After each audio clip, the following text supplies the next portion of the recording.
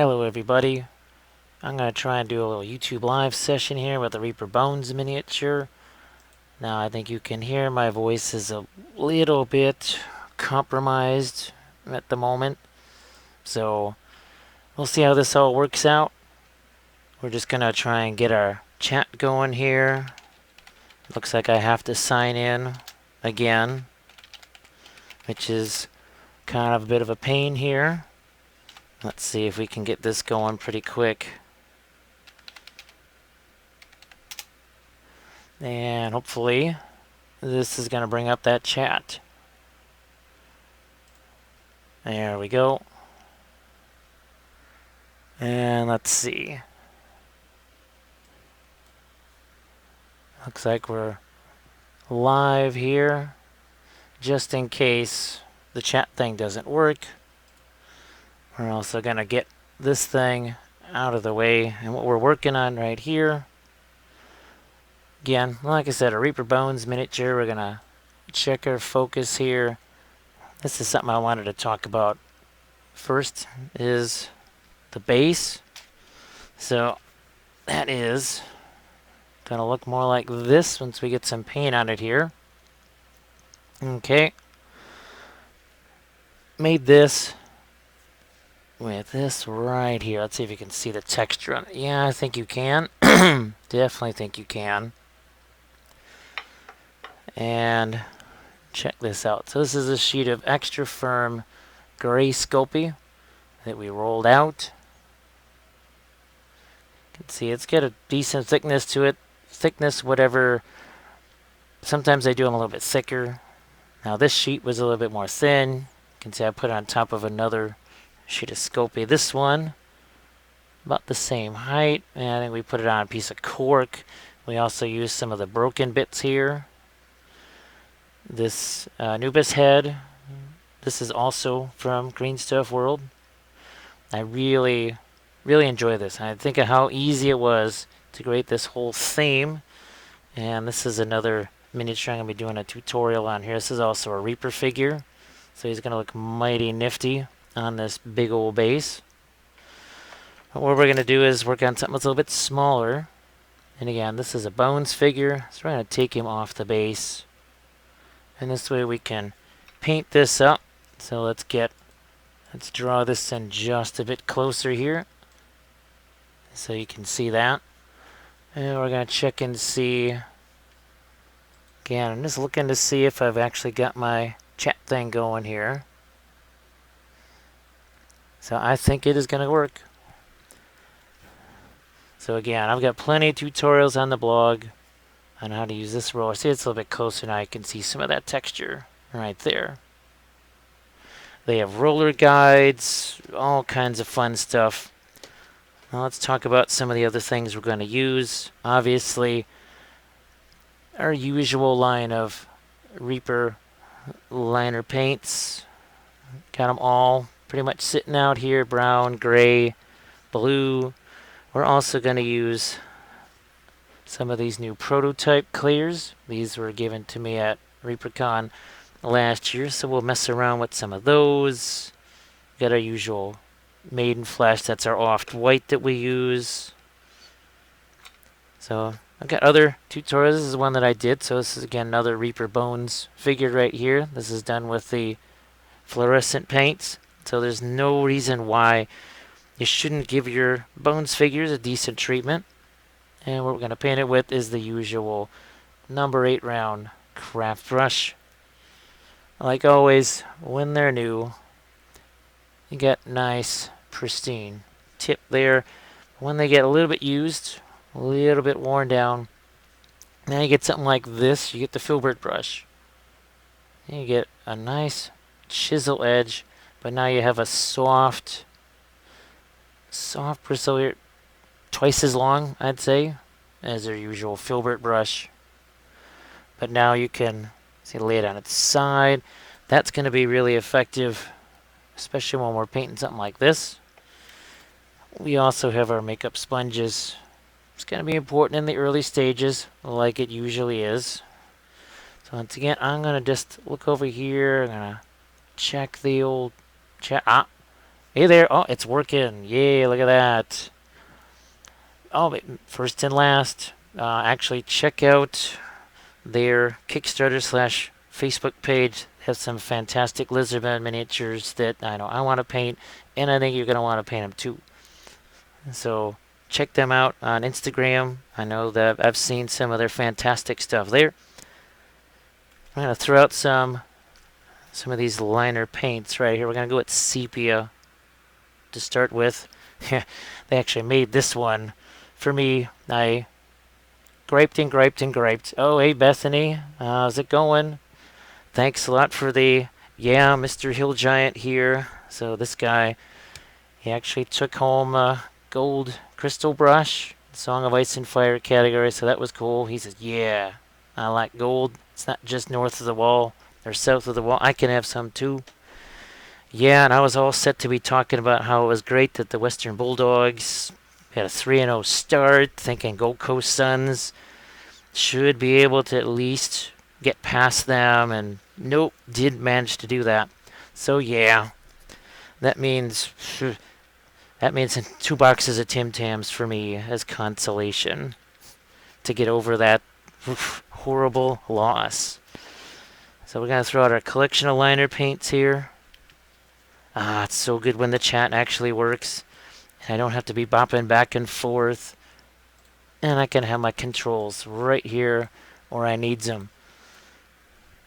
So let's get stuck in right away. And I'm just going to use, let's throw this out on the palette so you can see it.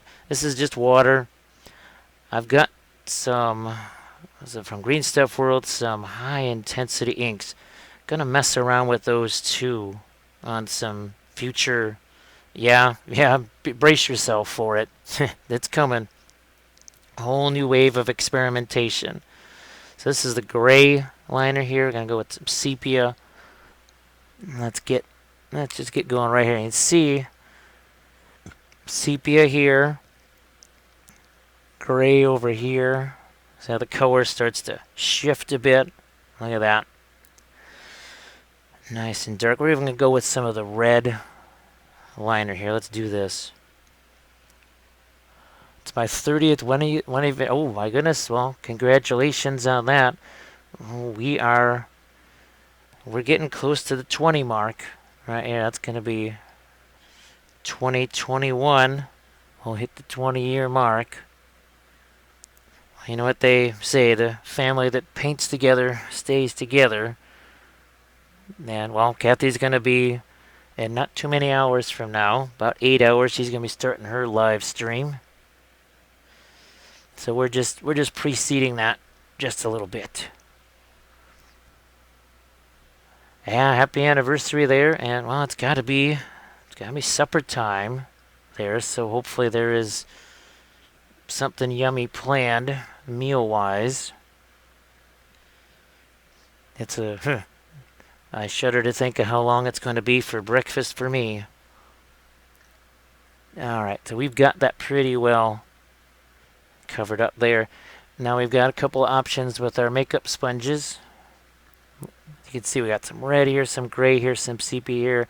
So let's just remove some of this. You can see it's starting to take away a healthy amount. We don't want to remove it all. Actually, I'm going to get this pin out of here if I can, because that's going to interfere with, here we go. Zoink. Out goes that pin. That's better. So see how that leaves some of it behind, like so. Yeah. If we want a little more direct control, we've got smaller sponges. Breakfast, heard of this? For me, the urban legend is sleep, I believe. That's something I don't believe that it actually exists. People keep telling me it does. It's only 2:05 in the morning here. See how that lightens that up in some selective areas.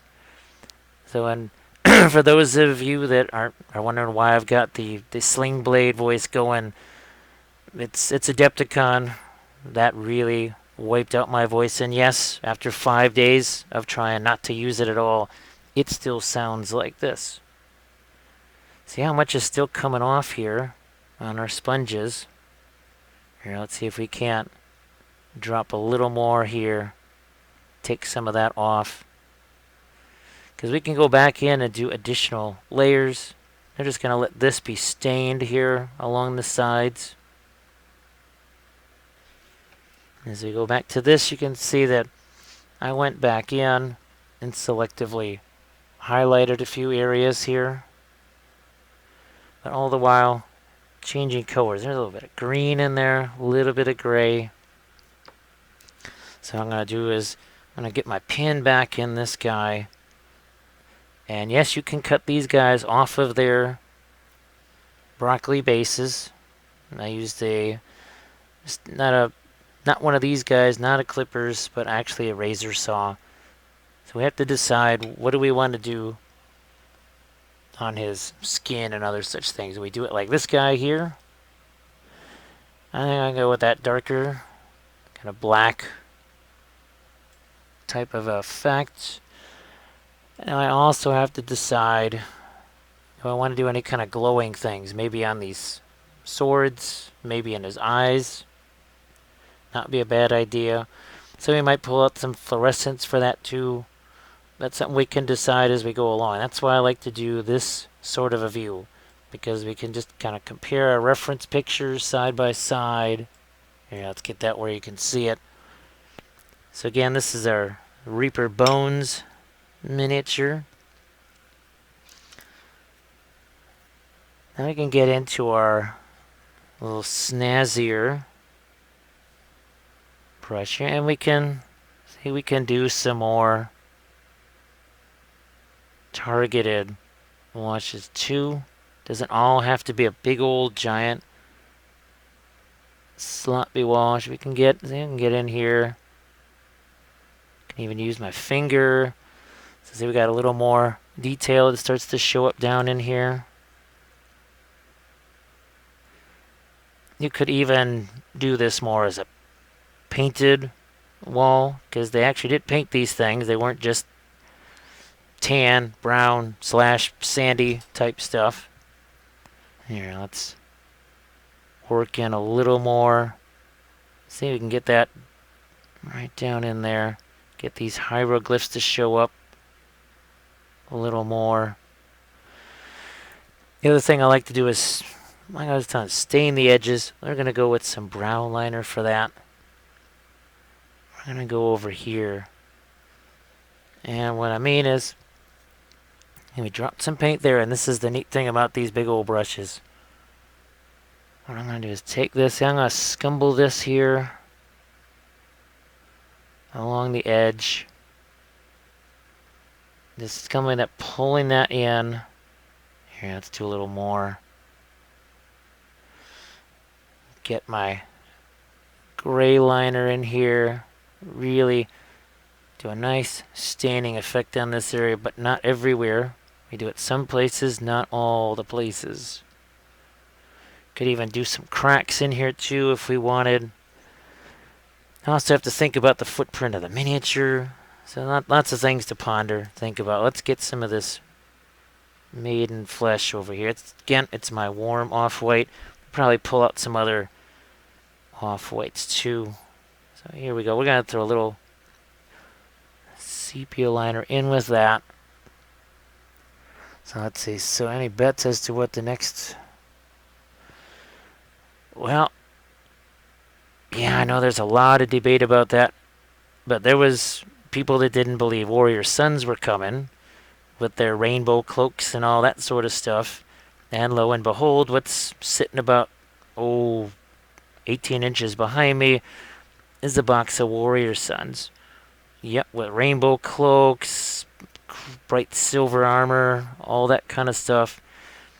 So that is probably going to be my next Army Painter series.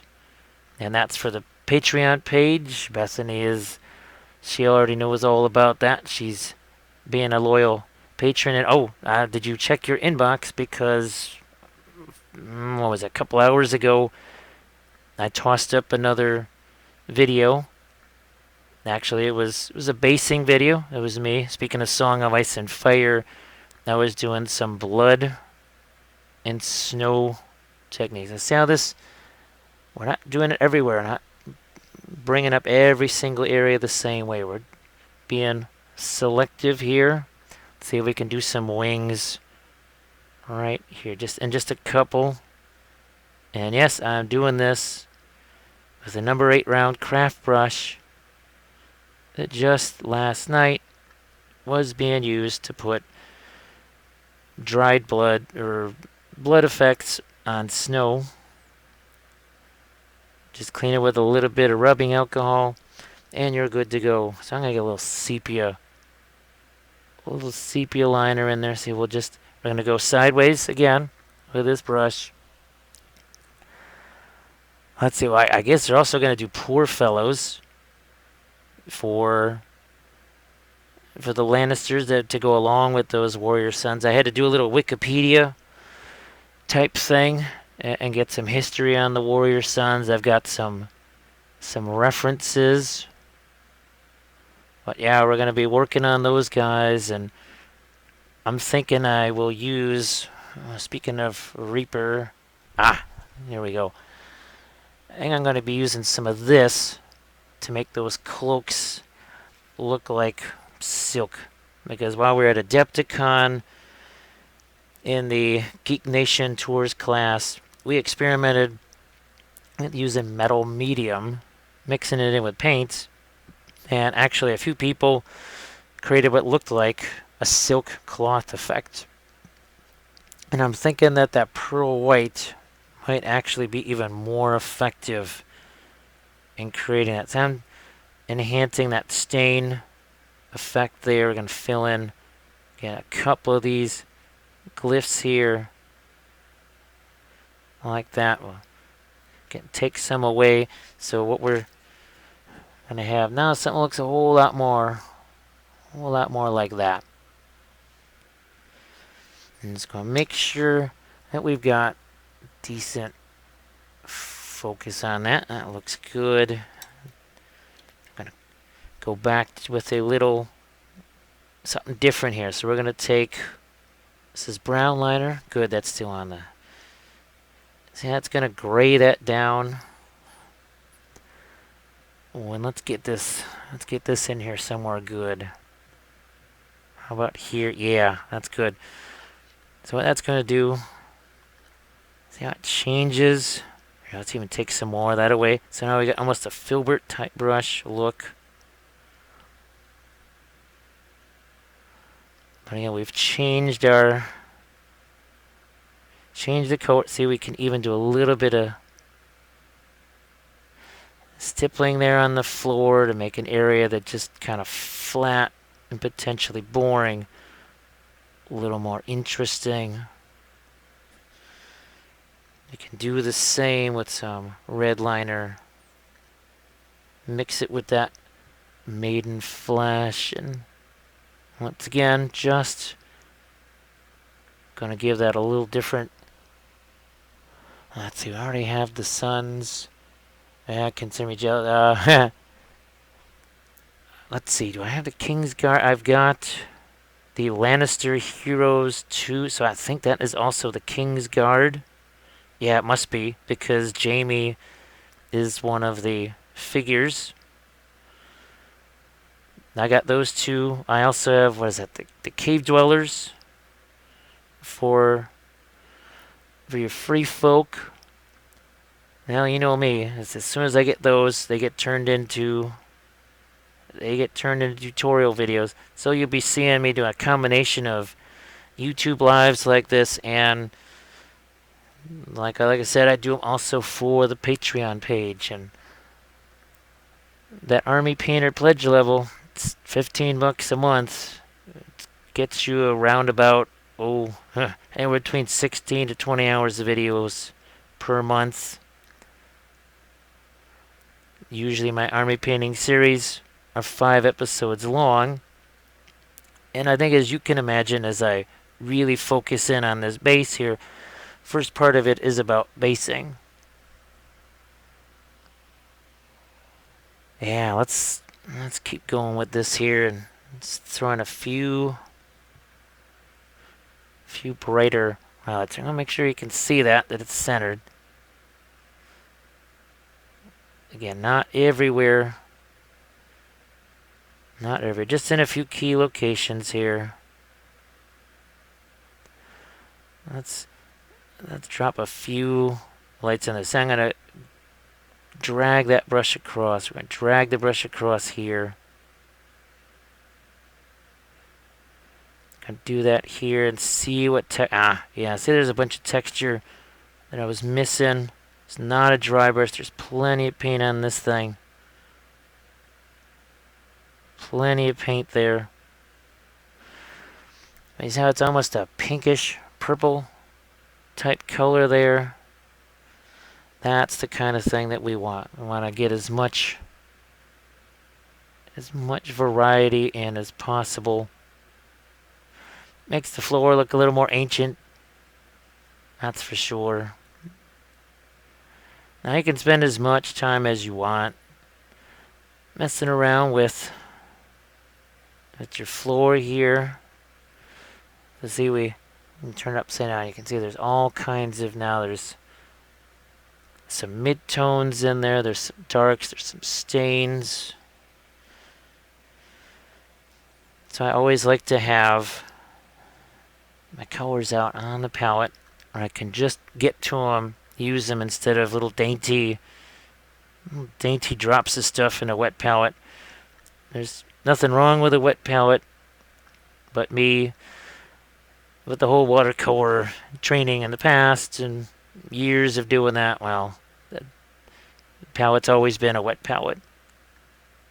So we'll drop in a couple more accents on a few of these areas.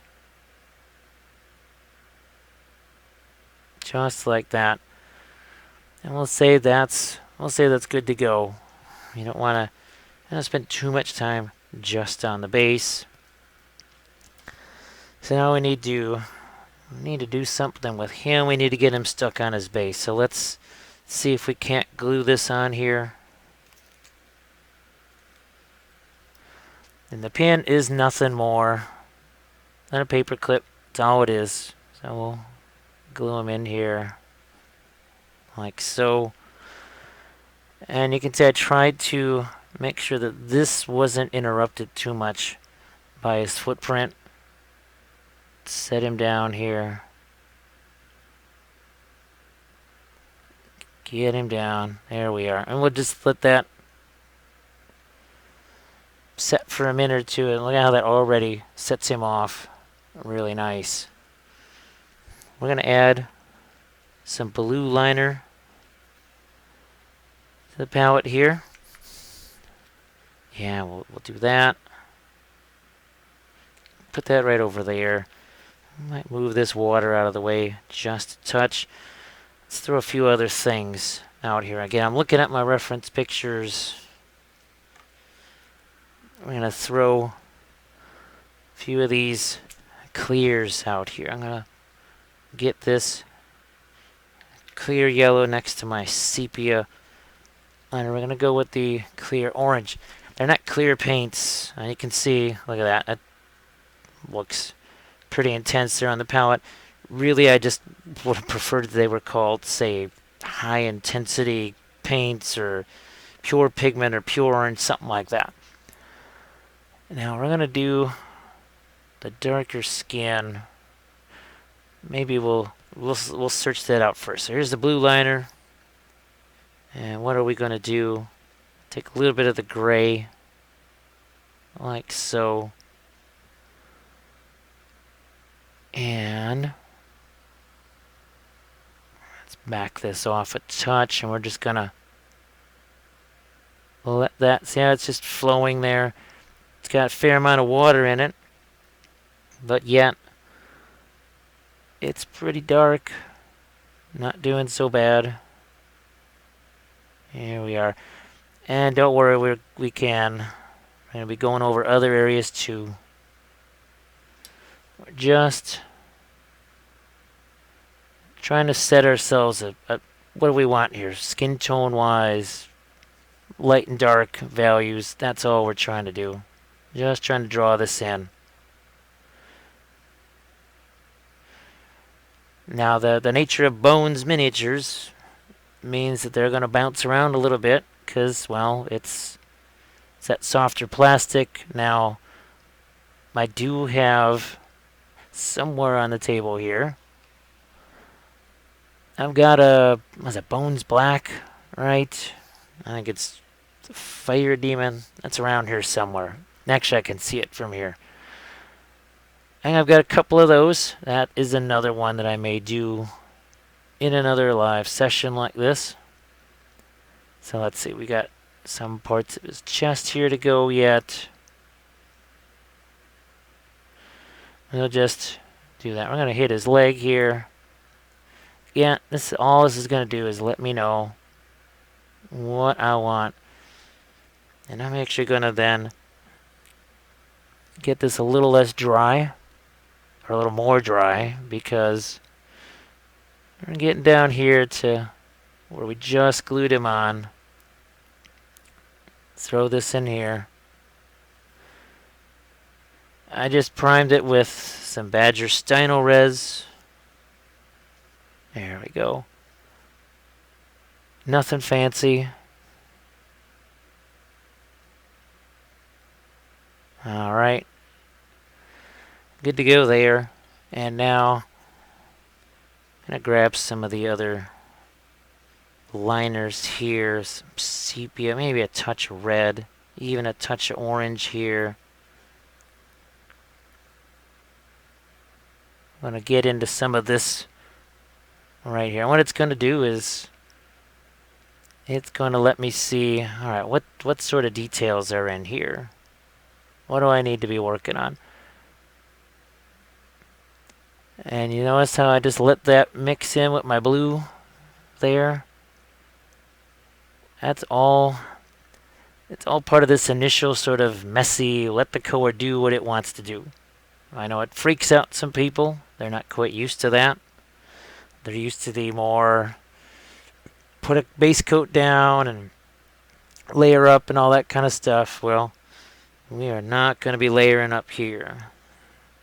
We're taking a nice watercolory approach to this, and you can see that in no time at all we're already starting to get a little bit of shadow on there. Remember, we got our makeup sponge, so I can go in here and take some of this away. I can take some away here, take some away here. I can even go smaller because we've got some of these smaller makeup sponges.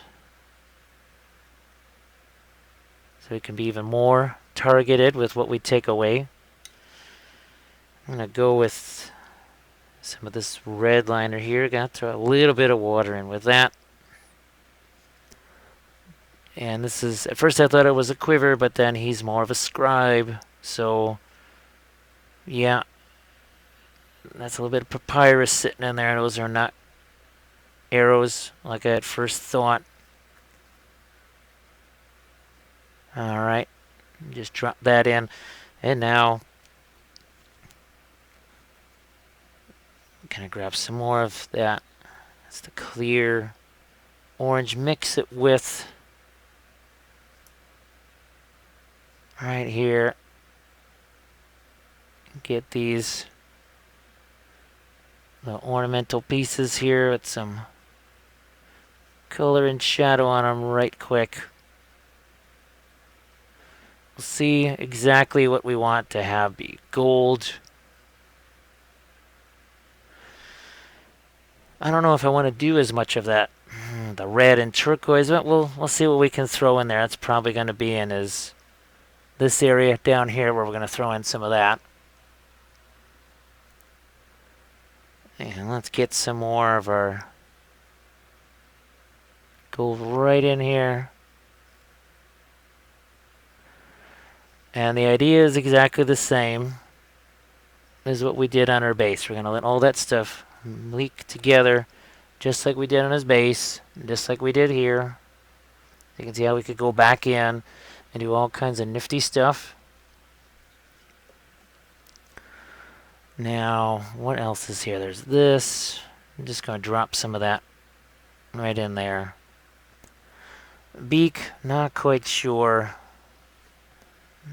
So I see something that's orange on the other one. What do we got here? So that's a little bit darker on that beak.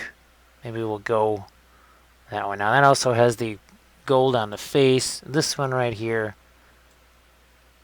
I'm going to go with something like that maybe. So here's a little bit of that red. And we'll just go this way for now. Can always adjust it, always make a change. And once again, for the folks that are new in here, I apologize for my voice. Like I said, that is still really messed up from Adepticon. That was 5 very intense days. Really intense days. Had to talk over a lot of noise, and that is not something that my voice is used to doing. Alright, so that pretty much completes that. We got to figure out what we're doing with these blades. Now if I have those glowing, they're just going to be a little, maybe too much.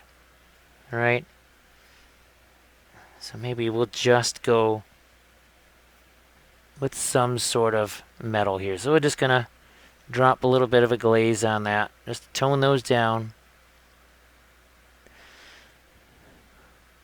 Like so. Good enough. So I can even wipe some of that away.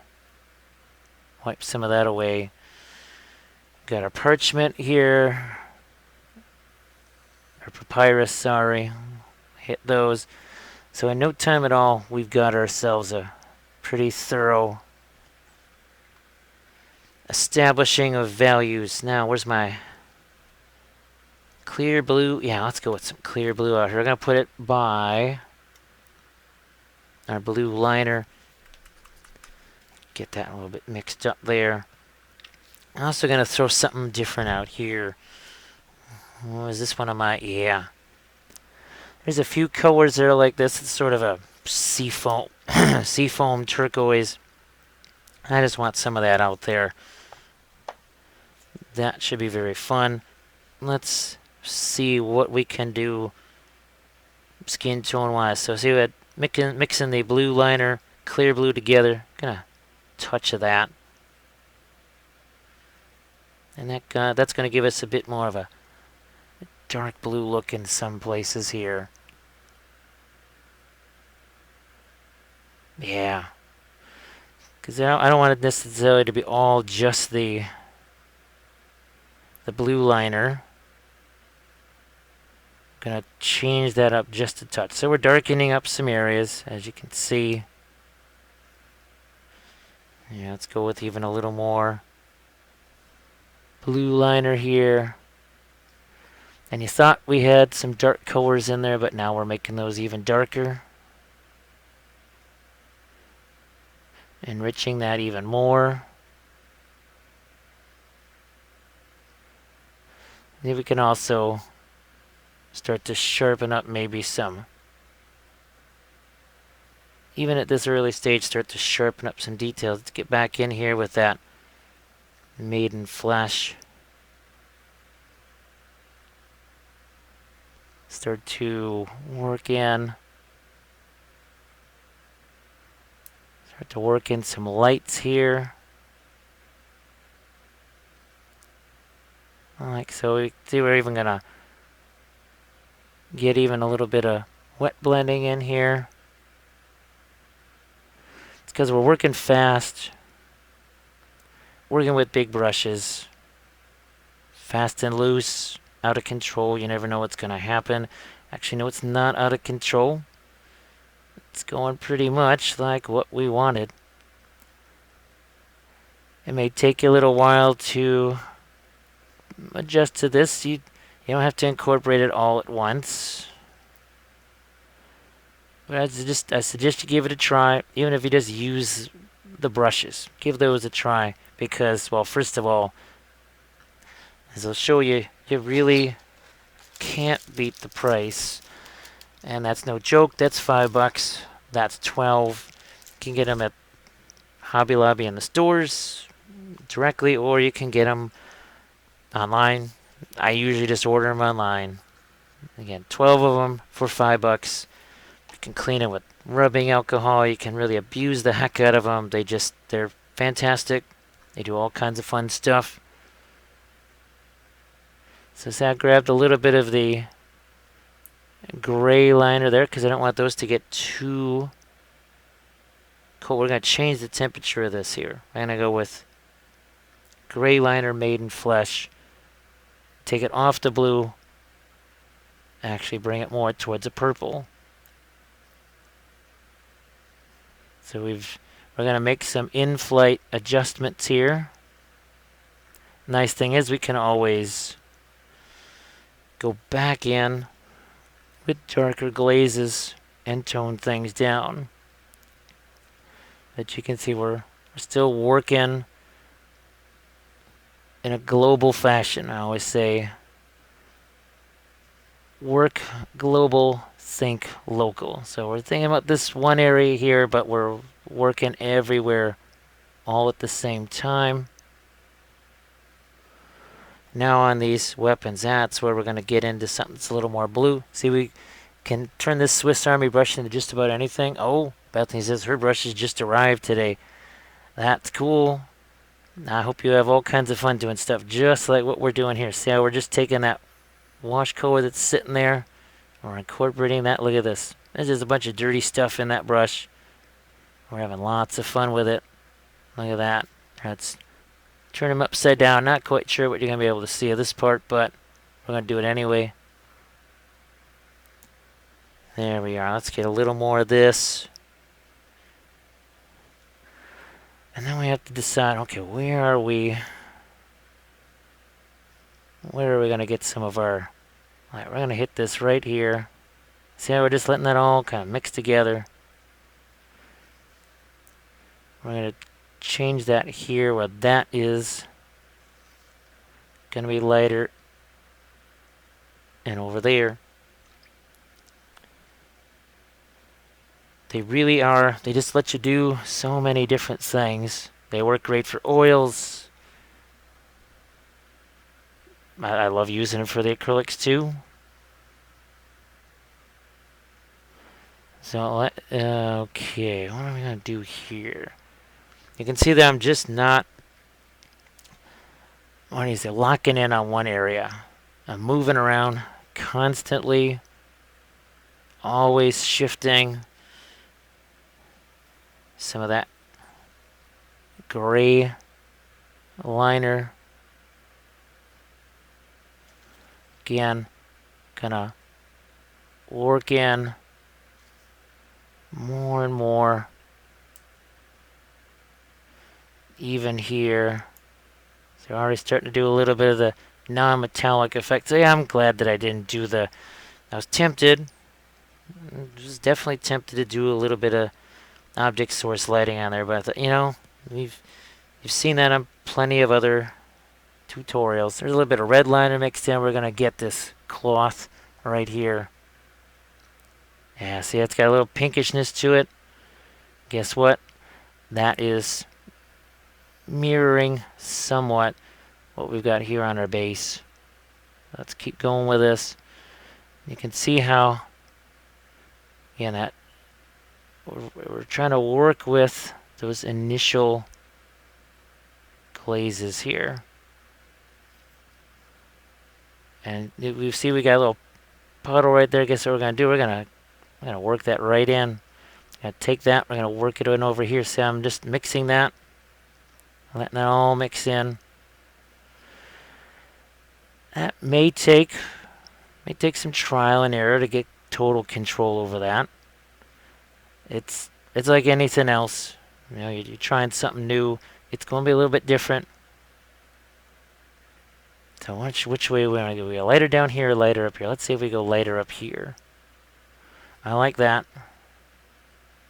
I like that. Hopefully you can see that too. Let's get my Color intensity turned up a little bit here so you can see that. Touch more brightness. Ooh, let's get a little more of our maiden flesh out here. How's that? Just put a little more in here. Now I always have one of these on hand. Well, I got dozens of them because these dropper bottles, I don't care who it is, Vallejo, Secret Weapon, whatever it is, those bottles always do that. And I usually swear a few times and then do that. I'm gonna maybe be lighter on the swearing here during this particular live session. So see what I can do here is just take some of that away. Here, let's work on our top edge of these. Sort of like a sickle, I guess. Here, let's work in some of the sky blue color here. Looks like I got it on screen. There we go. Now let's, so see now we're got that brush more into a filbert type of a shape. And what am I going to do? Look at that. See, I can just blend that on the fly, scumble that a little bit. I'm going to do a similar type of thing on this weapon. Again, sorry about the voice. It's just how it's going to be. Not quite sure when it's going to be 100% solid. I hope that's relatively soon. And we're going to go a little more detail right there. Sharper edge. You can see just how that brush lets me do all kinds of fun things. I'm going to go even further with that. Now I've got to decide what am I going to do with his old loin cloth here. We're going to go, I think, another step lighter with that. Yeah, see, we got a long way we can go with that. Always try to have my colors right out here so I can use them. Again, more of that red liner. So I can always mix them back together again. And we're just going to focus right in here where our folds are. But see how I can drop that on its side. See how it starts to blend things together. It's almost like we're using oil paints, but we're not using oils. Now we've got some. Let's see what happens when we get a little bit of some yellows out here. That's that clear yellow. Gonna throw some of that here. We're gonna take a little touch of our maiden flesh to give it a little bit of opacity.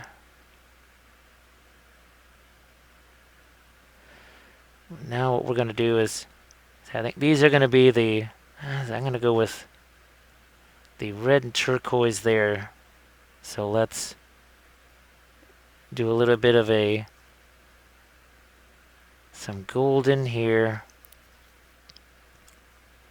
The hilt of those, we'll go with some gold on that. And here, I think we're also gonna go with a little gold that just took some orange. Gonna hit this right here. And let's get this bit of decoration, the sash. I can see once we work our way back in, we can do all kinds of, we can enhance some of our lights, we can make changes. And that's what this is all about. The idea is that it gives you the flexibility to make some changes on the fly. So this is a bit of a sort of a sensor type thing here. Just gonna drop some gold in on that. Again, I didn't really study this first. It's kind of the idea. So that it's more like me figuring things out along with you as opposed to me just going in there and going, oh yeah, it's gonna be this, this, and this. I've done it 1,000 times.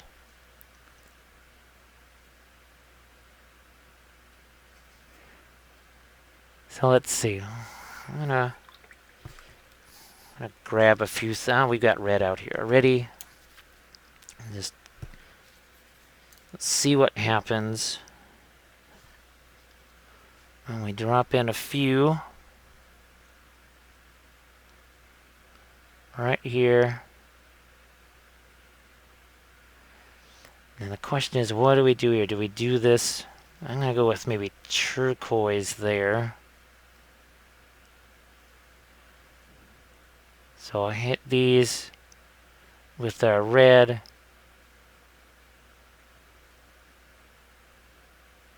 Kind of inlaid. A little bit of kind of the red gemstone thing there. And then I have to decide here on this. You know, I might just go with a...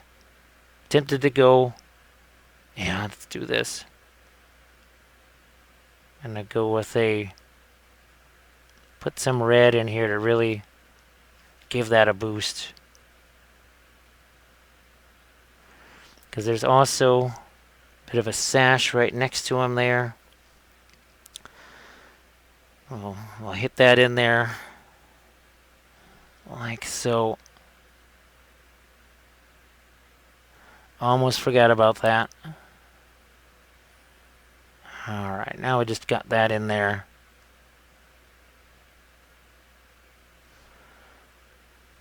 And I'm going to take this and incorporate some of that in his beak. Maybe we'll even get a little bit of yellow in there.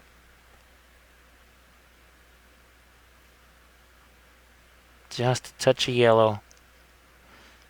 Don't be as shy about using your finger to blend either. I do that all the time.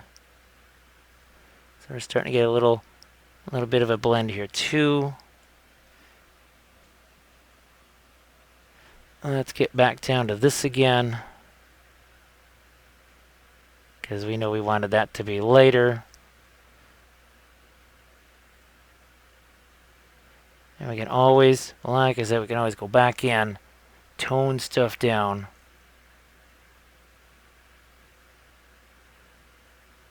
And we still have a long ways to go.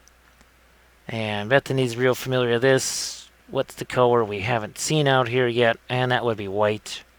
It's going to be a while before you see white at all. That is something that is save for that very end stage. And we really want to get some nifty, bright highlights there. So we've got our scarab there. I'm going to go with some red along these. There's about 4 or 5 of these here. Now you can see it. I'm just going to march up here with these guys. Like so.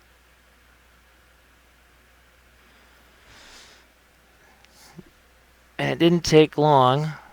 So we had no painted base. We had nothing on this but just a flat layer of primer.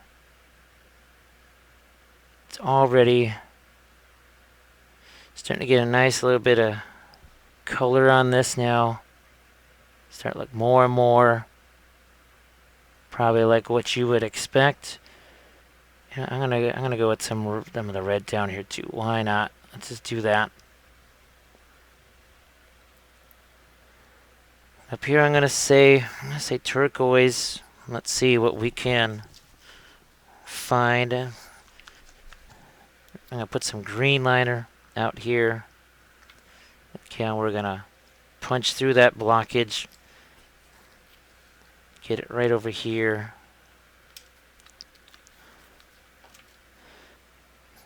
So there's some blue liner, or I'm sorry, It's clear blue and clear green. Gonna make us a turquoise. Drop a little bit of this in there to lighten that up. So there's our turquoise. And in we go.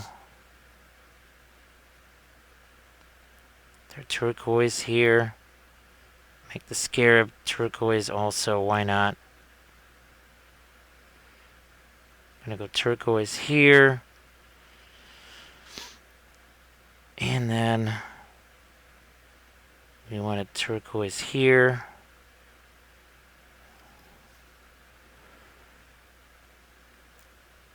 Now, like I said, this is a Reaper Bones. There's going to be areas that are rougher. I know people, they wonder how they can get rid of the mold lines.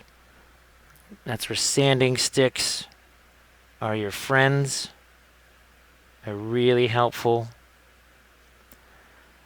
because they can help you get at the mold lines without tearing the plastic. I think that's something I've heard people say a lot. I try and get rid of the mold lines and it just tears away at the plastic.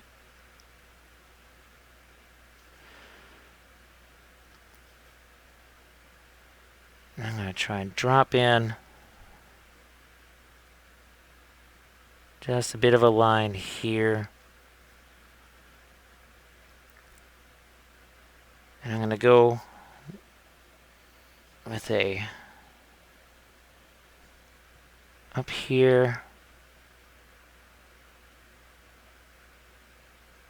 Right in there. Yeah, I'm going to just go all sort of turquoise up here for right now. I might switch that to green. But again, that's the homemade turquoise that we're working over there. Let's get this. Let's get the bottom side of that taken care of too. Again, I'm sorry if I'm flipping this to a place where you can't quite see it. There's going to be some parts of this that I don't even bother to paint because you will not be able to see it. Alright, so that makes a pretty nice change right there. What else are we looking to do here? Let's see if I can't get some purple on my blades. I'm going to try and get a few different colors here on these blades. So we've got sort of the sky blue going. Nip out for a minute to feed the parrots, and yeah, boy, it doesn't take long, does it? It just sort of, all of a sudden, poof, there it is.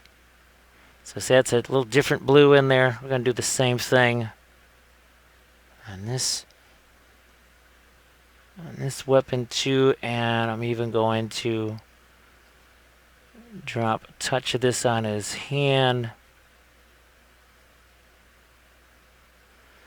Remember that whole notion of work local, think global. So we're trying to remember working on the entire figure here simultaneously. I'm just gonna see how bright do I want that here to be. Gonna get some of that gray liner back on the brush. I guess the one thing about this method, and it's people, they talk to me about it all the time, is it you have to get used to this notion that for a while it looks like absolutely nothing, and well, I've used more colorful metaphors to describe the, shall we say, lack of extreme detail in the initial painting process. But that's what it's all about. It is, you're just trying to work your way through different areas, maximizing what looks like a limited palette. I try never even use that term. I'll call it a condensed palette, a muted palette. There's almost no good words to use because people immediately just somehow their brain jumps to, oh my gosh, there can't be any color in this whatsoever. And that's just not the case. So I'm going to try and get, now you can see it. And try and get underneath here. And back to that gray liner. Remember, we can still do glazes over the top of that to knock that back down if we feel the need for it.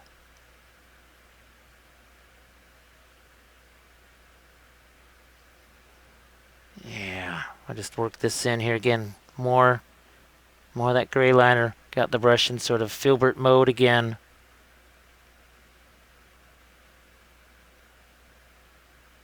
We're gonna get something a little bit cleaner and nicer on the underside of that, because that shows up an awful lot. I had to do something with that. Now we've got to do something here on the underside of this bill / beak.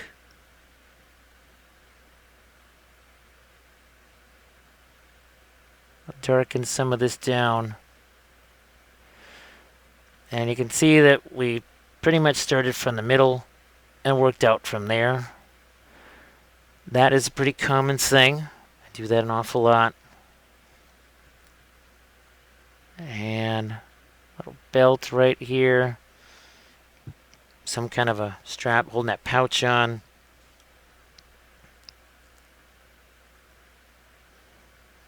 Let's get that in here too. And we'll hit that sensor again with another glaze. Again, not quite sure what I'm going to do with that. Something I'm probably just not going to do here on the session, because you just won't be able to see it. And it's going to be impossible to see that. Yeah, let's get something on these. Oh, hey there. Hey there, Mr. William. I have from the Model Garage. How's it going? If you want to get back and catch the first bits of this, you can always check it out from the beginning. I know we've kind of gone from 0 to 1,000,000 here in not a whole bunch of time.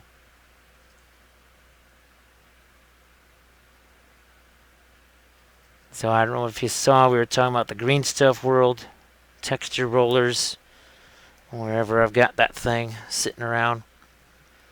So again, this is a little larger version of our base here. This is how it started out. Let's see where we've got that. No, I don't really see it around. It's somewhere floating around.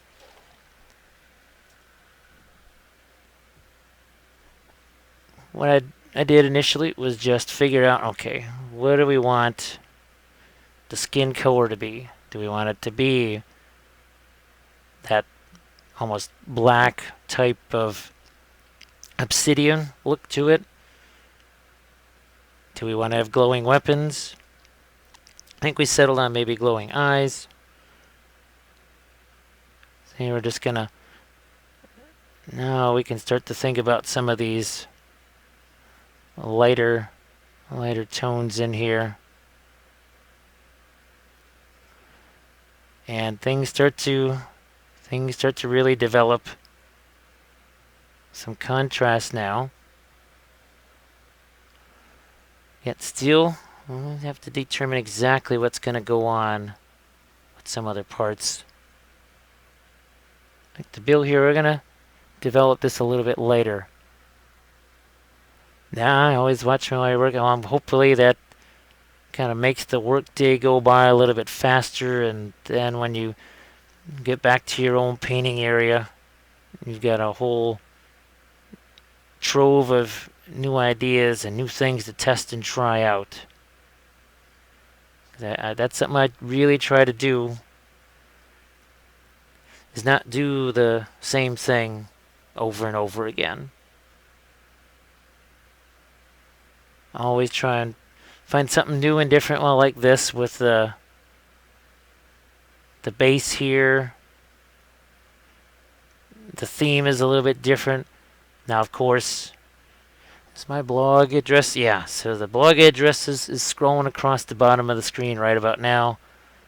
You check that out. You can see my Tomb King army and talk about some crazy Egyptian stuff there. There was hieroglyphs on that. Actual hieroglyphs that were real because I went to translation sites. And boy, did I had a lot of fun with that army. So again, if I throw in a little bit of that Maiden Flash, it gives it just a touch of opacity. And with Reaper Bones figures, sometimes, like I did there and here, sometimes you gotta paint in a detail yourself. Sometimes it's just gone, or it was never really there in the first place. It's one of those things. One of those things. We're gonna get the bottom of this here. And you notice I've kept working with this big old brush the whole time. Just keep working away with it. And you can see every so often I bring out some more lights. Oh yeah. Yeah, Gil, I'm glad he was able to, even though, talk about somebody getting wiped out by a Adepticon. That he's still able to drop some color on some of those big old figures. I think they just prop him up with pillows or something like that. I don't think he'd want to stay away from it. He loves it the way I do, and just can't stay away from it. I think that's something that I really try and do with the painting, is just try and make it, I guess, a little bit easier for folks. Maybe not quite so hard. Not quite as much of a challenge. And they just feel like they can do it more. So let's get in a little more of our... Just going to throw in some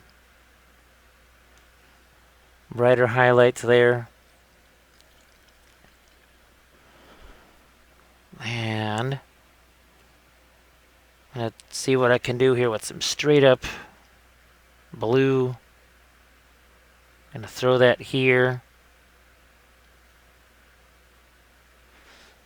Again on these armbands. Whatever the heck these things are. Like so.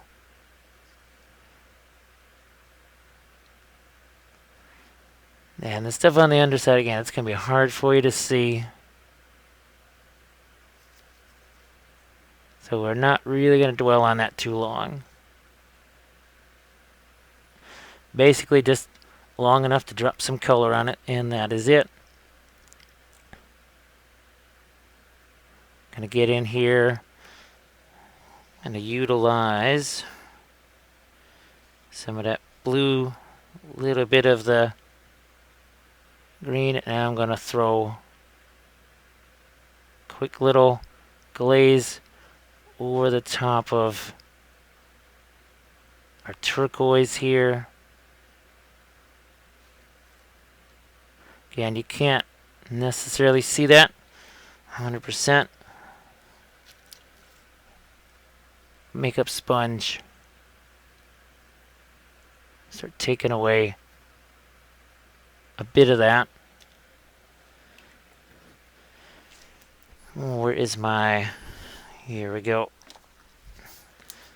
A little bit of this back out here and see if we can do a little lighter version of our turquoise now. Okay, grab a little bit of blue. A little more. Let's see what we can do here on these guys. See if we can bring out some individual pieces here. I'm also gonna drop some turquoise there too. I might switch that over to green at a certain point too. We'll see.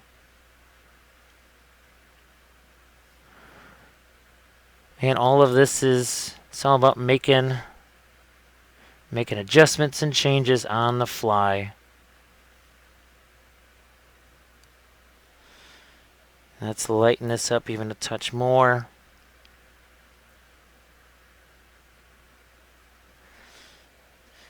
And if you are comfortable using a smaller brush, and this is not there's not laws here that say, oh, you must use this big old brush. You have to.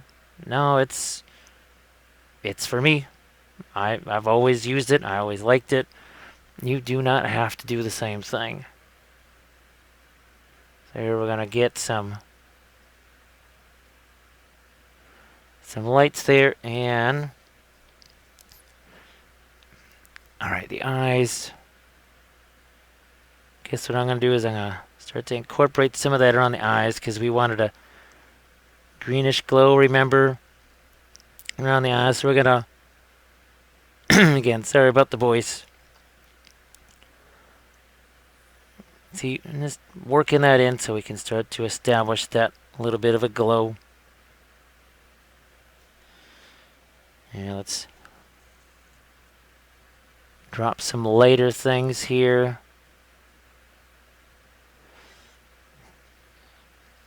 What do we got here?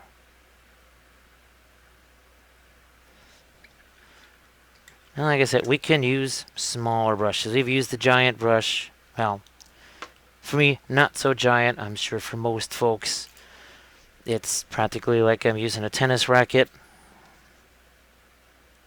So we can go smaller. Where are we at here? And we can go both ways. So we can bring in the lighter stuff here. Then we can go back in. And we can hit it with some, I don't want to call it black lining or whatever. I really hate that term, but we can, especially on something that's bones, you may just have to go back in and do some cleanup work. We'll call it that. So we got our blue here.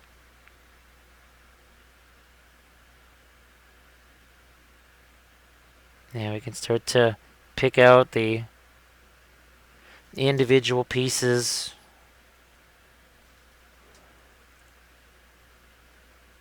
But initially, remember what this looked like. It was all really rough. It was essentially one color. It was just that one color primer, and that was it.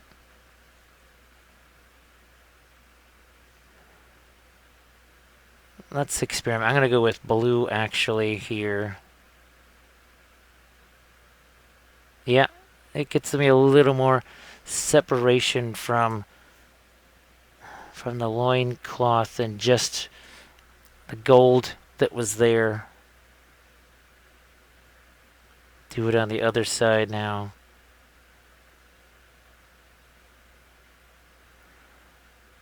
I'll even maybe throw in a little bit here.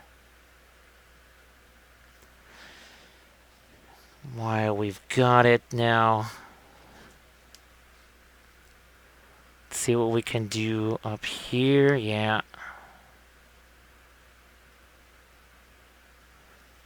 And here.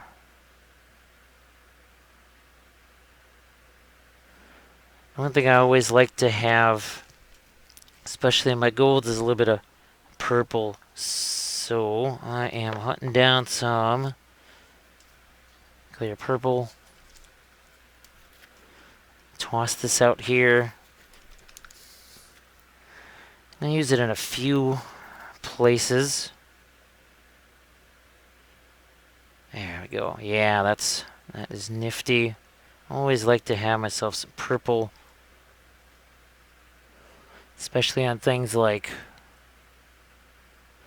sword blades here. Actually, I like to have the green and purple combination. It's green and green and purple together make a really fantastic gray. But in this context, the eye sort of blends them together as gray, even though they're separate separate colors. And that might even give the blades a touch more of a magical look to them. Here, let's get some more of this here and here.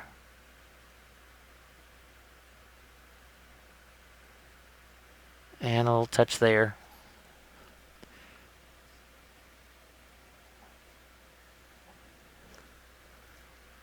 So we're always looking for little places to change things up.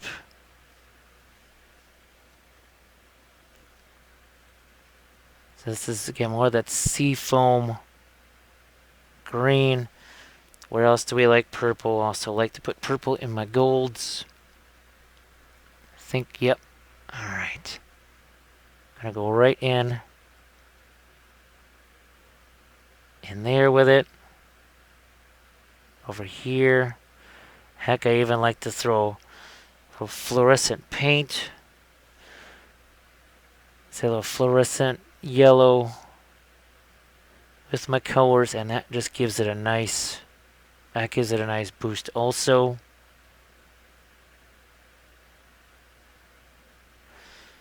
Now, here we can even go with a little bit of yellow mixed with some of that purple, and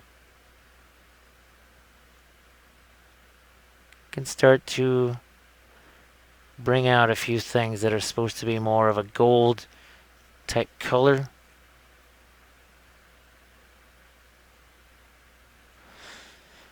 But let's not forget our orange. Let's not forget some of that too. And purple and orange make some really nifty, warm brown colors.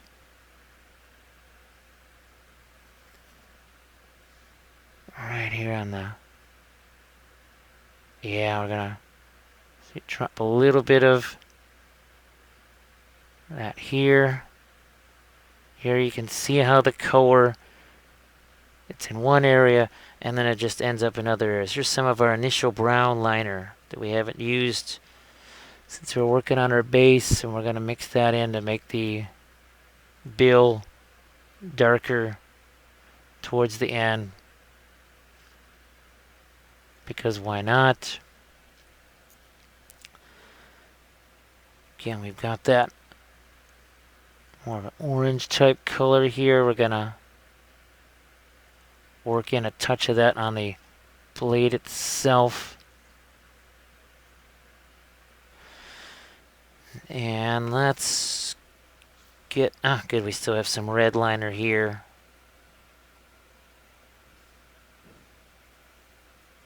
And what I want to do is do a little something on the pouch here.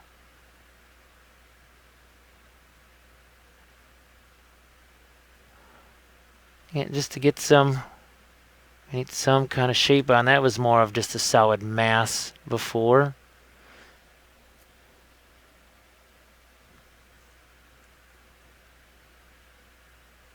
So always switching things up here. Oh, good. We still got some of our maiden flesh in place. There we go.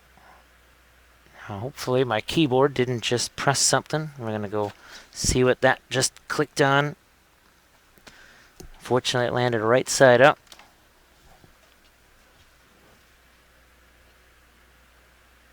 That would be really unfortunate if it just kind of terminated the stream here. Wouldn't want to be seeing that. So I'm just taking some of that brown liner and actually doing a little bit of a grade down wash in here. And let's get into some of this skin/stone color again. Do another one.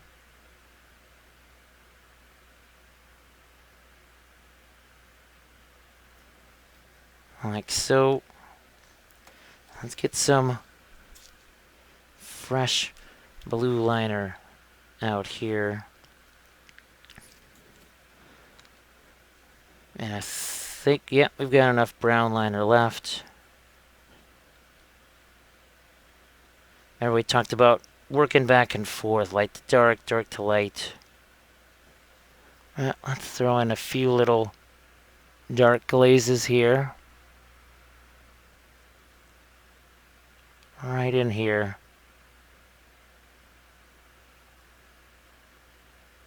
Just like that.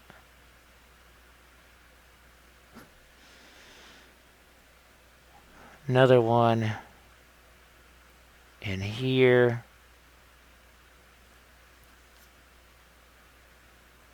Take some of it away and get some darks down in there.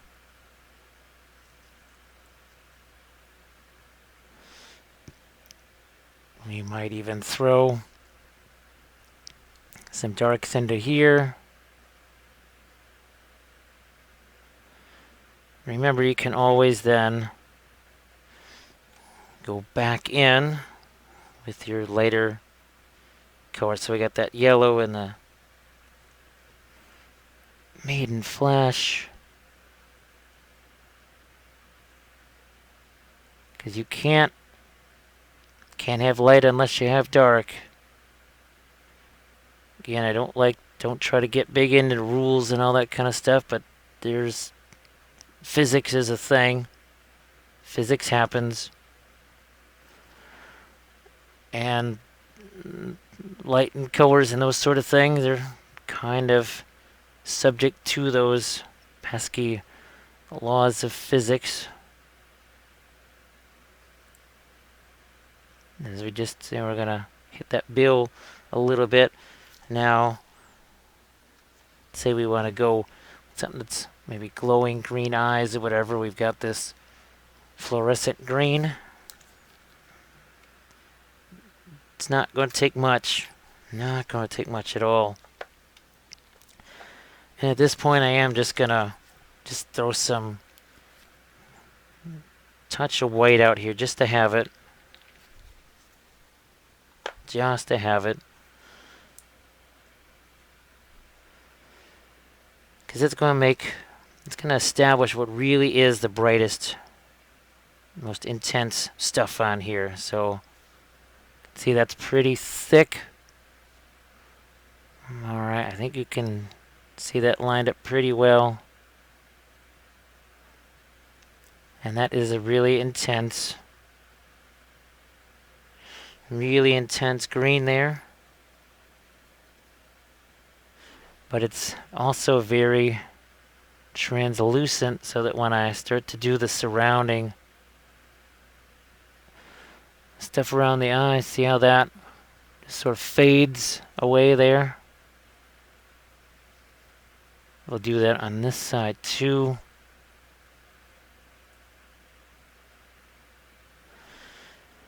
What's fun is when you take this and mix it with some of your other colors. So we're going to take some of this green here, mix it with the fluorescent, and all of a sudden now we've got a pretty intense green that we're working with.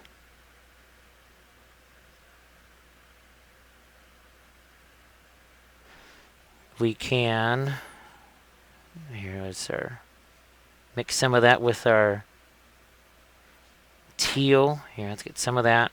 Mix it with the blue.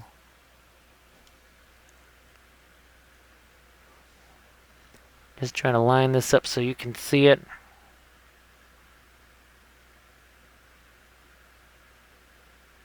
There we go. See, we're just sort of doing that top-down lighting effect there.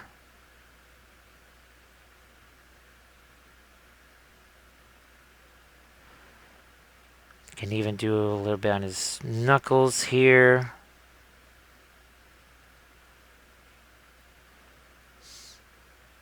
Some on the sword.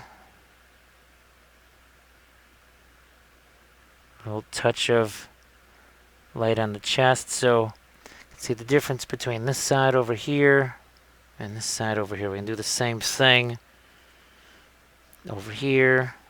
Let's grab a touch more blue.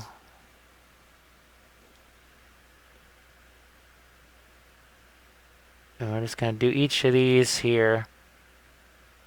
See how that starts to bring those out as individual pieces. Before it was just kind of a mass.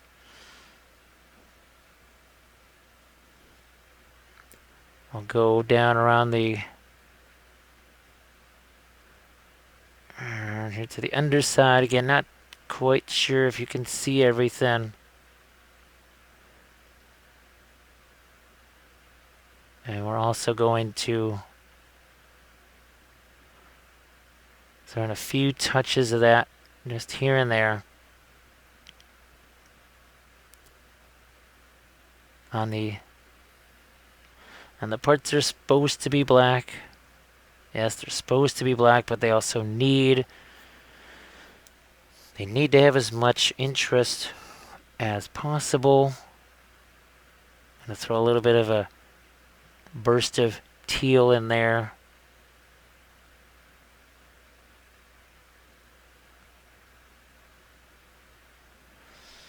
Yeah, good. We still have a little bit of our maiden flesh left.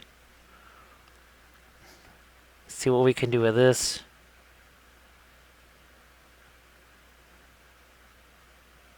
I think I'm going to go with a little bit of a lighter look to that. And feel free to ask questions. Now there's always a bit of a delay, and I also have this set to higher resolution on the screen, which means that there's going to be a little bit of lag time when you guys shoot me a chat message. So this way, when people are watching it after the fact, playing it back, make it a little better view out of it. So you can see this starts to now really starting to get this to emerge. Now we've got that white down there. Let's get a little bit of our maiden flesh in that together, and we can start to find ourselves some other lights. Now we'll also make a little notation here. I'm pretty sure the whole thing started about an hour ago. And this thing had no painted base. The figure wasn't even attached to the base. He was just sort of on the base. So in basically an hour, we have talked about the materials. Somehow managed to lose a roller. And do all this again in an hour. Which stands to reason that, well, you could spend an hour paint one of your Bones figures. You may not spend 8 hours on it. It makes sense why you wouldn't. But when you see something like this, they say, well, yeah, I could do an hour or two, one of these, and get something spiffy or reasonably spiffy. It doesn't have to be that difficult. And see, it just, yeah, it doesn't have to be hard. I see people, it's almost like, well, they're convinced that it has to be hard. And it's got to be difficult, right? And see, we pop a few of these lighter bits and bobs here.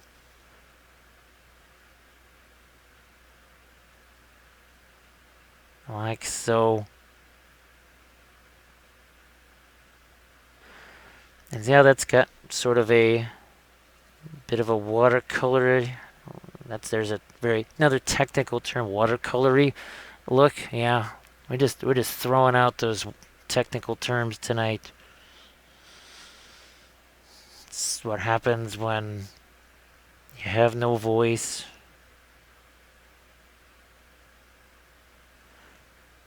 So we're just... I'm going to go back in. Let's throw out a little touch of more of this. Because I'm going to go back in and hit the eyes one more time. Good, there's still a little bit of the fluorescent left. Let's hit the eyes again. Boom, right there. And there.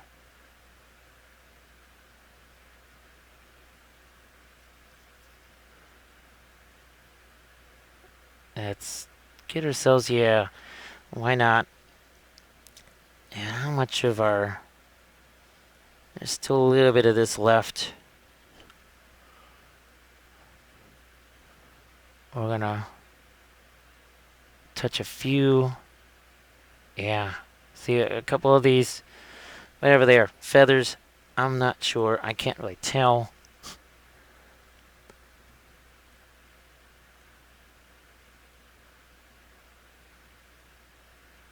There we are. I think I gotta pile the... here we go. So, this is what we started with. It's a bones miniature. Yeah, I mean, bendy swords, the whole thing. And just a base later. And hour, what? Hour 15 minutes in. We're sitting kind of pretty right now. And we can keep on going. And just keep on rolling here. We can start to brighten up our metals. Cut some edges on this. This is why I saved white until now. See, I can get a few bright spectral things on that blade there.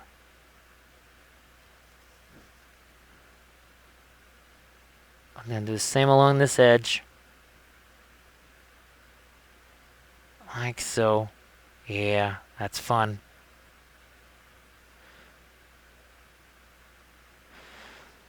So I'll be doing, probably later on tonight, I'll be sharing this to some of the, well, like the Reaper Facebook page. I don't think they've really seen much from me since ReaperCon last year. Oh, speaking of ReaperCon, yes, we will be back. We're going to be doing the Fort Wappel thing there. Going to have more stuff going on than last year because, well, we had absolutely no idea what kind of space we were going to have, electricity, all of that. Well, now I know. And I believe that we're going to be in that same spot next year. For those of you that don't know about ReaperCon, that is Labor Day weekend. I know that's not the easiest date for everybody. But that was fantastic. They're at a new facility. And it was probably one of the nicest facilities that I've been at in a long time. It's a nice size. It's not too big, not too gigantic. Certainly not cramped in any way. It gave us plenty of room to work with. And I'm out there, well, I'm going to say 24 hours a day, but kind of close to it. I was out there painting up a storm. We were painting a clockwork dragon with the Badger airbrush, using the metal smiths. We were painting on the big old 5-headed dragon. And this year, I'm going to have a different setup for sound because people had a hard time hearing me. And guess what? My voice kind of ended up like this. So I'm going to be bringing a microphone with me and some speakers. This way people can hear what the heck I'm trying to say.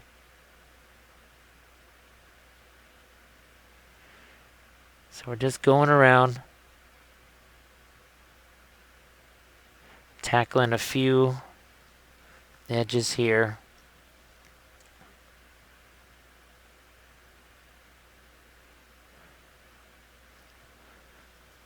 And trying to find a focus upon a center of interest and not detract from that. I'm going to get a little more yellow here on these papyrus pieces here. And good, my brown liners. See, it's been out there forever. Let's see if we can't just, ironically it's called Greeking, but we're going to try and get in some shapes on here, as if there's some writing. He is essentially the scribe after all.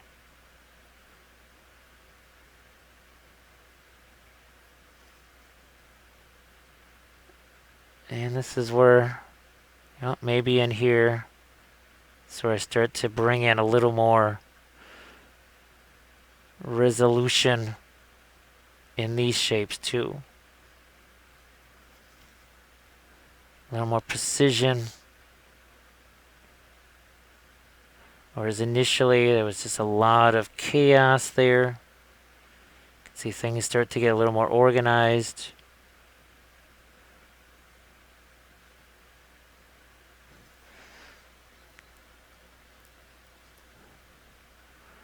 I need to get me some darks on these blades. We got lots of middle tone and lights, but we need some darks, and that's going to go here. I'm going to drop some there.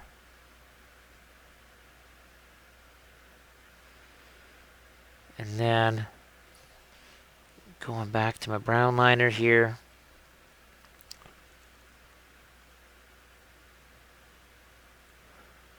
And again, it's all about cleaning up some things.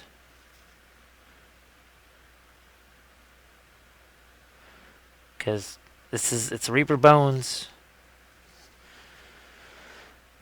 And like we just talked about, it means certain things. It means you're sacrificing, well, you're going to sacrifice detail for cost. That's just how it is. But to me, it's worthwhile. I don't mind. For something that's indestructible, I can just take to a game and not have to worry about somebody destroying it, rolling dice into it, whatever.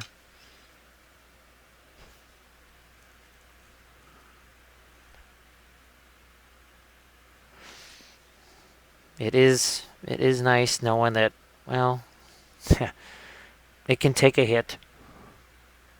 So I'm going to try and get a little more action here on some of these sections. Just taking that clear orange.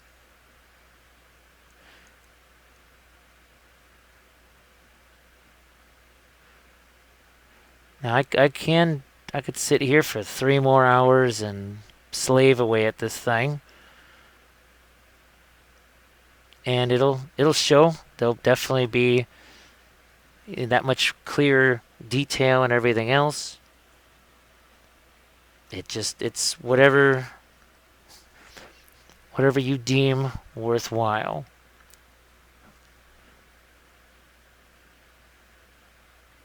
For me, I just want to encourage folks to just try new things. And I know this method is going to be unusual and different for people. But I think you can see that you can get yourself some interesting results. You can do some things with this. I'm going to change that a little. I'm going to give it a reddish tinge. Just wanted to change that around. Even the belt here, I'll just give it a a little more color. It just didn't have enough color to it to me. I'm going to get some more of this clear orange out here.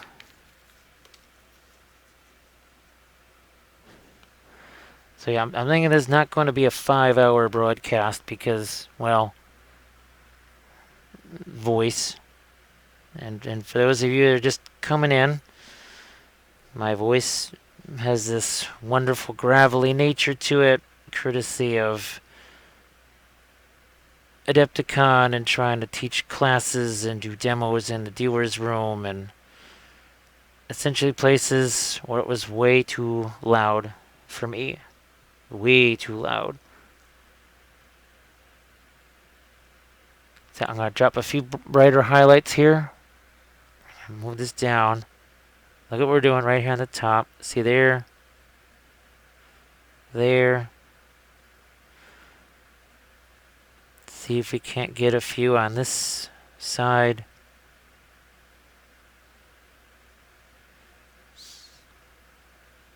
And on this side.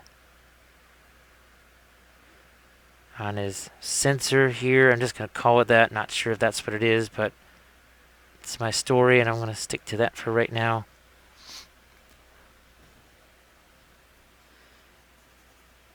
Okay, back to some of the orange here on the underside of this.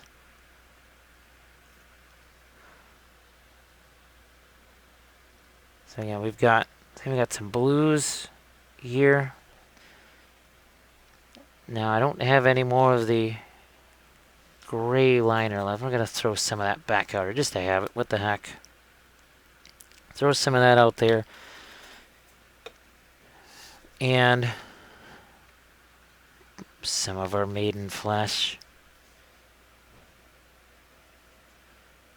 And we'll get ourselves some more lights and darks here on the skin slash stone bits here. First, I'm going to grab some of the blue and brown. I'm actually going to do a glaze over the top of that. Because why not? It needed that.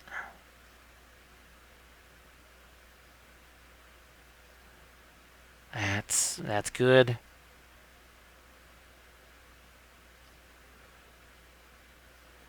Because remember we talked about going back and forth. Dark over light. Light over dark. I'm going to do a little bit of a glaze in here. Yeah, that needed to be toned down. A little more shape. See, right in there. That's all it did. Just a little touch of a glaze. Gonna do the same thing down here. Not quite sure if you can see all that.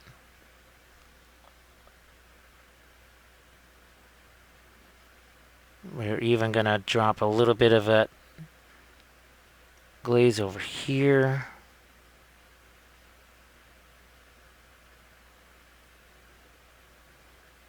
And even in there.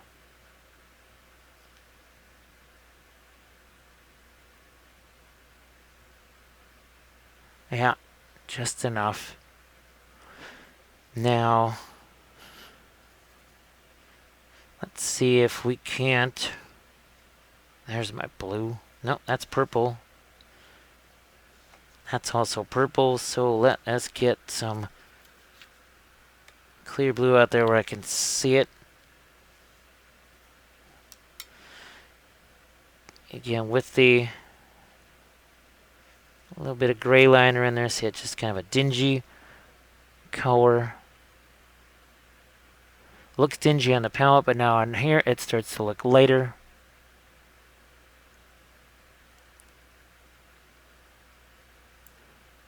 Starts to get a little lighter. Can get a little more definition here. So you see I sort of glazed it darker so that I could then make it lighter.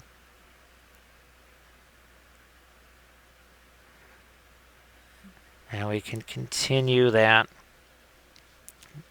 a little more maiden flesh into that. Here we are.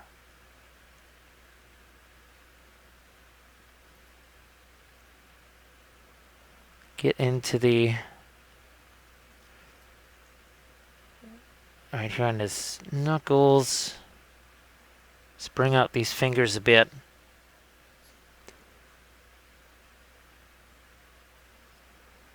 Yeah, let's bring this out right here. So get on the edge of the knuckles here. This is another place where removing the mold lines put a hit on the actual detail itself.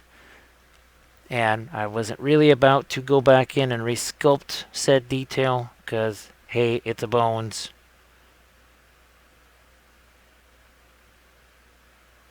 And I'm fairly certain that you're probably not going to want to do that either.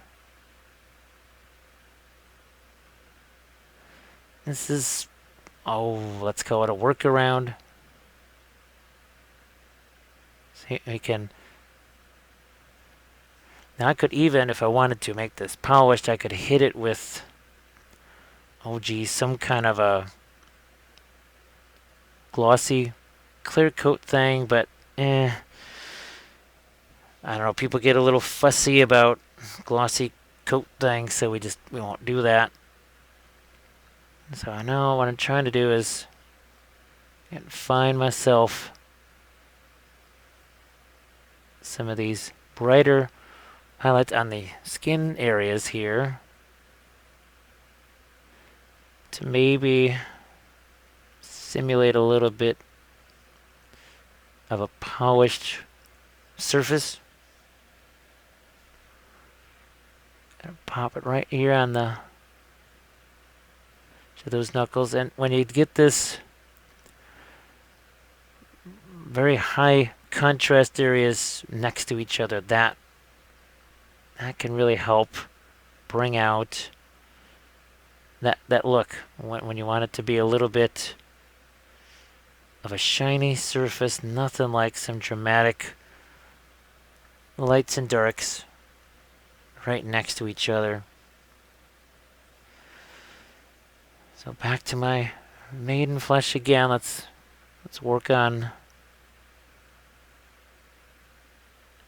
see just how much we want of a highlight on this.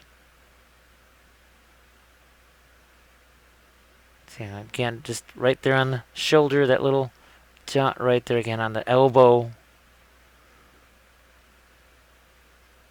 Here in these spaces, just a few things to indicate some lights there now. I'm also going to say, boy, some of the sepia liner, it's still wet, even after as long as we've been working on this guy. So that's what I say about I don't really need a wet palette. Alright, let's see if we can't get a little reflectivity on this. Can you see that? I think you can. So that's going to be too bright. I just want to knock it down. I want to get some of this red in here. So that tells me we've got some decent darks in there, because that thing that looks so light just a second ago, or so dark, all of a sudden it looks really light. And that's a good thing. See, we're getting a little bit of reflected light. Let's do it here. I think you can see it. Yeah, right there. Let's do some of this on a sword blade that you can't really see on the inside. I'm just going to drop that in there.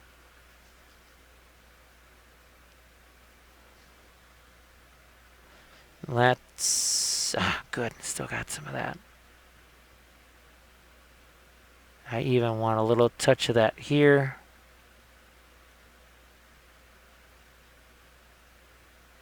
Yeah. Now, let's see if we can't get some of that under here. where my brush is pointing there. It's gonna be a challenge. Will not be terribly easy.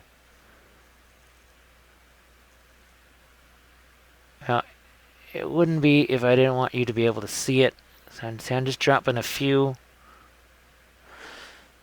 somewhat bold lights in there, but now we get some of the gray liner back in there.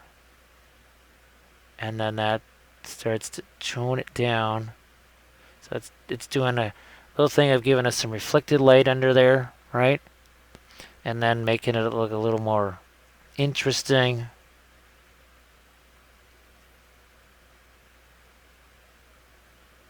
So again, trying to put in a little bit of reflected light in some places here.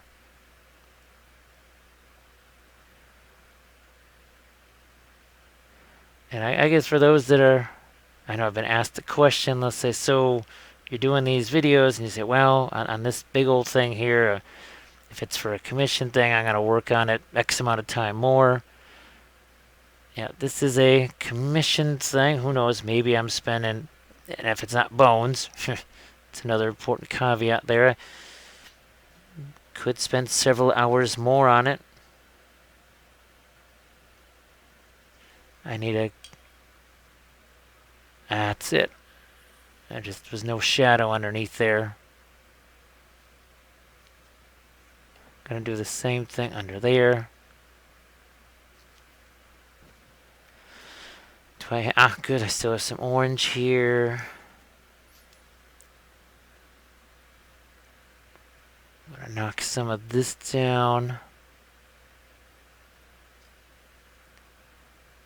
Gonna throw a little bit more orange in the bill here. And that wasn't necessarily my original plan. It just seemed like a good idea. Now let's see if I can't in the red stuff here and is right here. Gotta be careful because it gets too orange. I mean, what's separation from that gold? So just trying to, again, encourage there to look like there's a little difference there. Let's see if we've got some. Here we go. Looking for clear yellow. Pop this out here.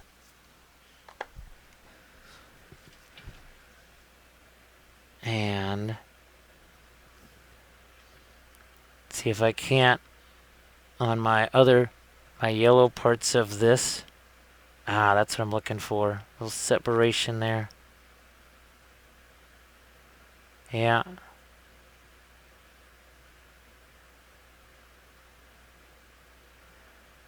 Again, just enough. Create a difference.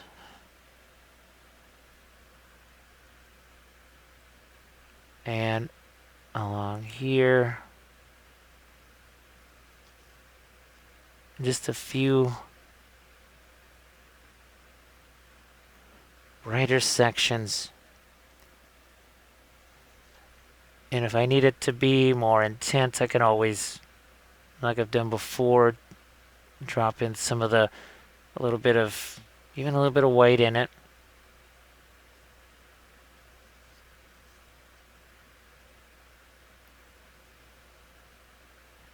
Along here. Bill, we get it lighter. And so what that's doing is it's sort of dragging the light into the face, or now it's emanating out from the face. That's always good. Because we needed that center of interest. And we can do a little bit of... good, we got a little light here. Let's see if we can't dress this up right here. And we'll do a little bit of a cartouche type thing here. Drop in some glyphs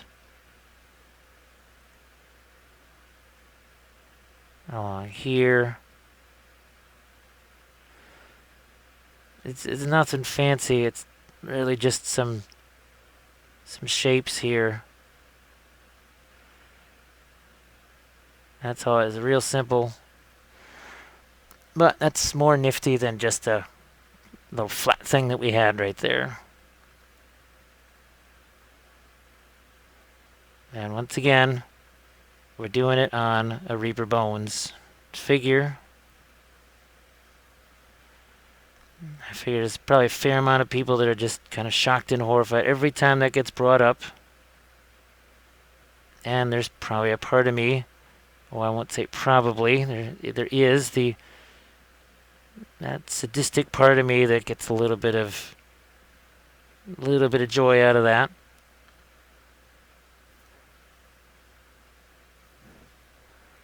Once again, I'm gonna go back in here with,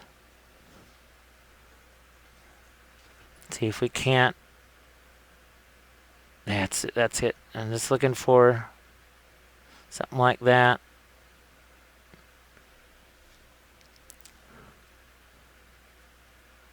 And in here, I think you can see it better if I'm doing it this way, yeah. So where's my orange? Here it is.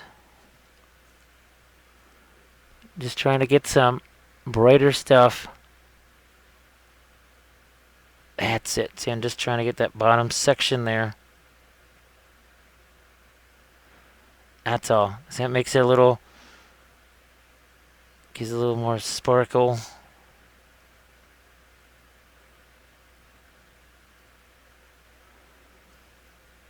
What can we do here? We can do a little more on our reds on this.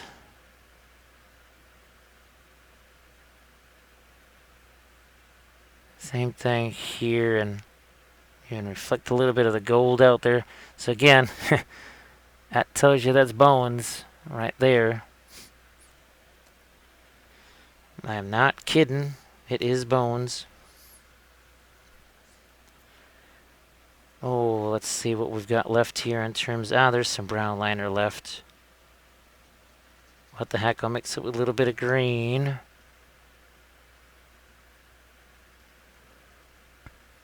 Let's see if I've got that where you can see it. And all this is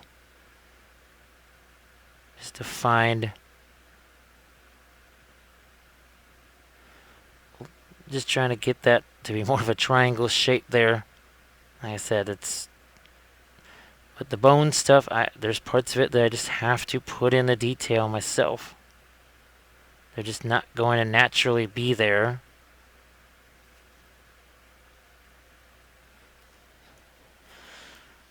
It is what it is. Let's, good, there's enough of that.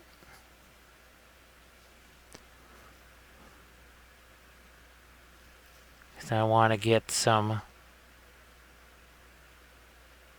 lighter stuff going on in here. I'm going to bring out some of the, we'll just throw that white back out there again. Throw it over here.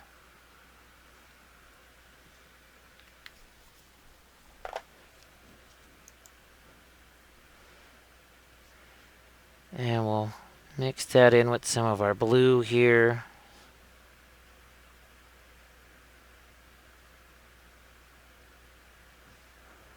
I think that is on screen.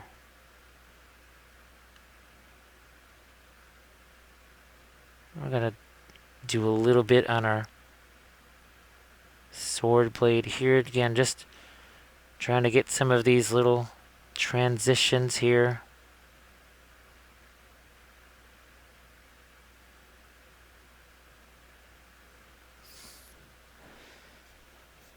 Do some on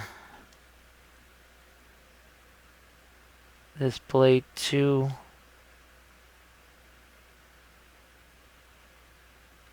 Maybe even a little bit on the hands, and then we've got this thing here to do.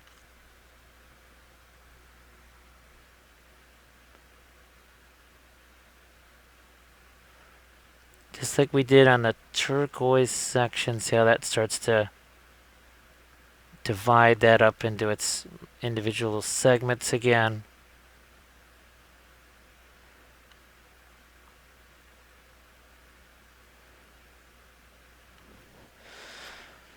Where's my, here it is.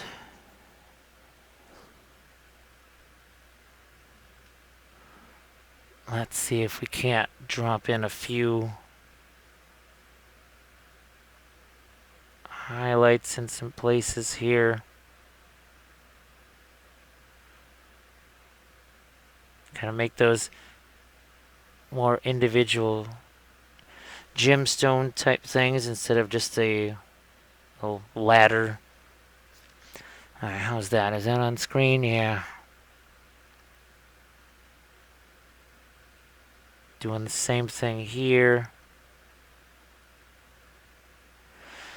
Again, it's going to be more of a challenge. For you're doing this stage, you just might say, I'm not doing this. It's a bones figure. I don't need to be doing that. And that's cool because you saw we had something that was not too shabby after just an hour. You can say, I'm not going to do that stuff in the second hour. I don't need to. And there is nothing wrong with that. All this is just showing, well, if you wanted to take it farther, what do you need to do? How can you make it go a little further? So you get a little more out of it than normally the miniature would maybe allow for.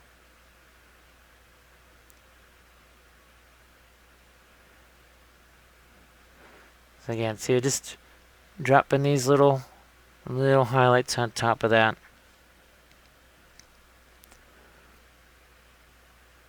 And now back to my obsidian here and trying to find a few things to make brighter.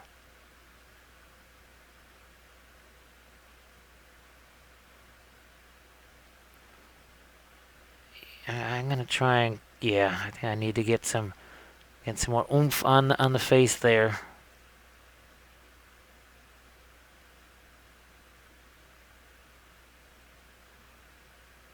There. Hit a few of these.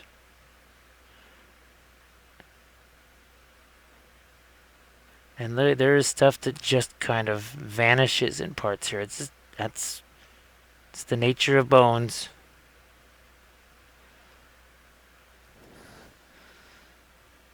And the whole thing is going to be what do you want to get out of it?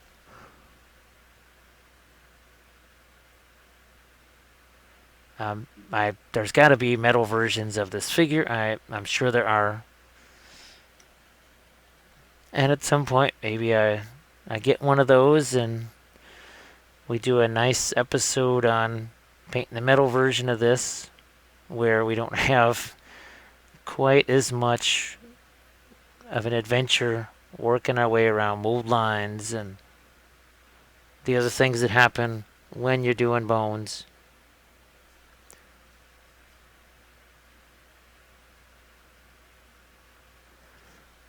Well, I will be doing more Reaper miniatures. I'll be doing them in live sessions, but like I mentioned in the beginning, I'll certainly be doing plenty of those for the patrons.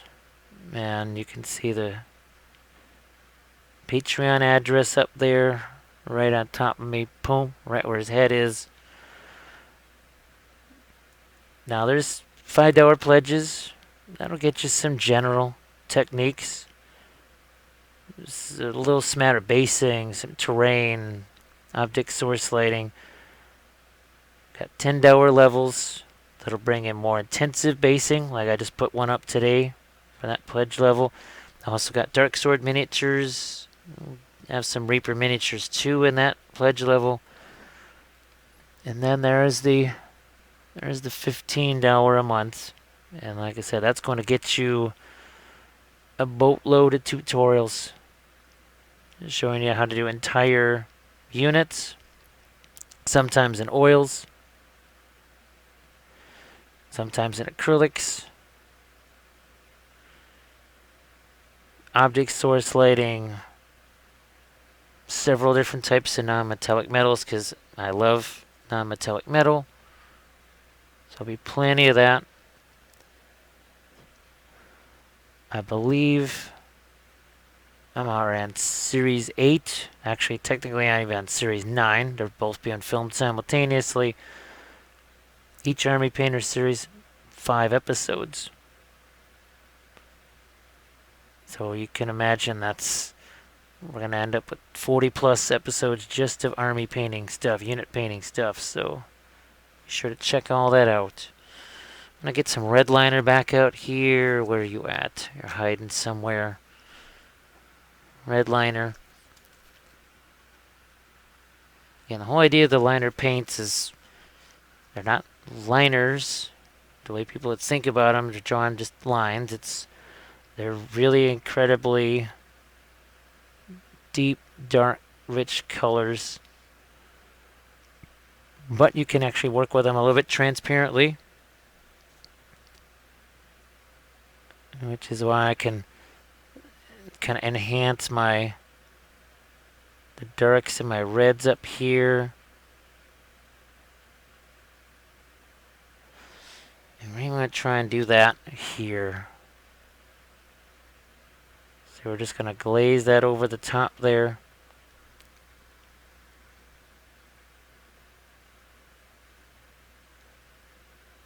Just glazing it over the top. Back into this bill. So you can see how it lets the eye sort of come out there like that.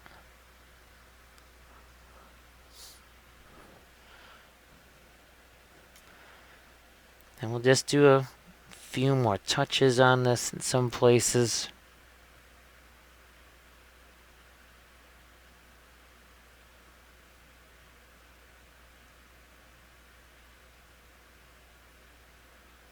And just to clean some things up.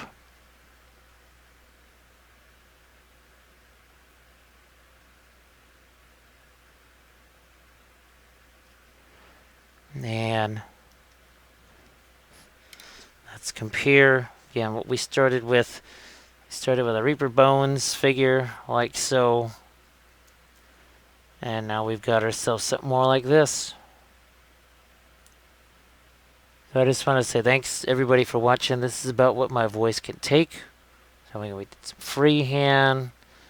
We did some non-metallic metals on the blades. We even did a little bit of lighting. We did gems and jewels and all kinds of fun stuff.